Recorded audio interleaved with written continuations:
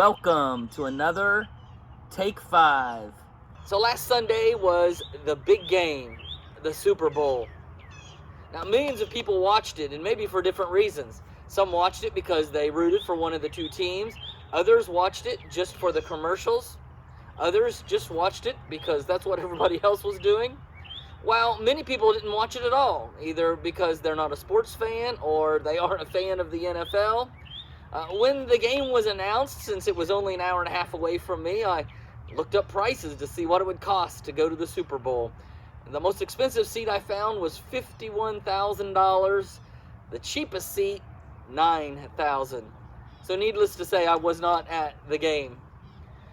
But this week I came across an article that brought me back to this idea of the Super Bowl. It said, what if people quit attending sports events for the same reasons they quit going to church?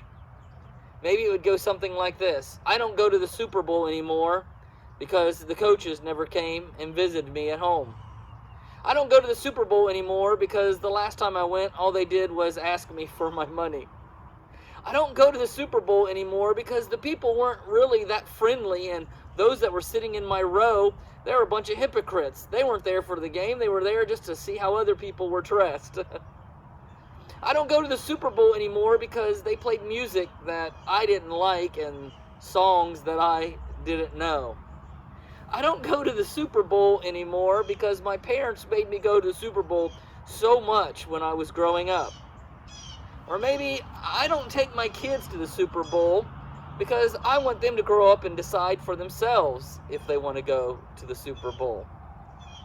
Now, we can get a chuckle out of those excuses, but the reality is this.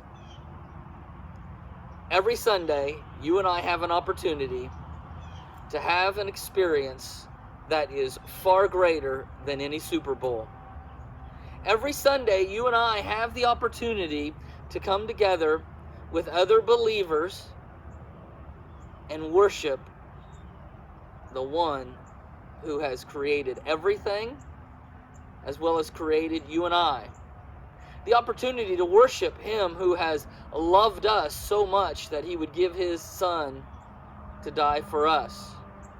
An opportunity to worship and to give thanks and praise for all the blessings that you and I experience on a daily basis.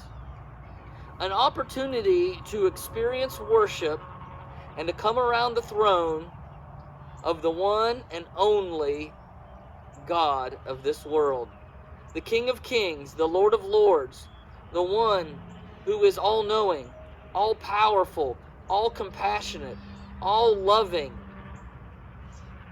so much greater than attending a Super Bowl.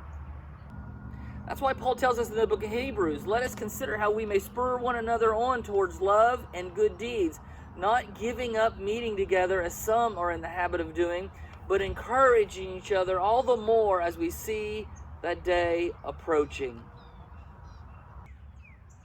And so let me encourage you to not give up meeting together, but instead to get excited about Sunday morning worship. We should be more excited about Sunday morning worship than any Super Bowl or any other big event in our lives, because we have the opportunity each Sunday to not only come into God's presence and to worship him and give him the praise, but to be with each other, to encourage each other, to spur one another on to love and good deeds, knowing that the day of Jesus' return is quickly approaching.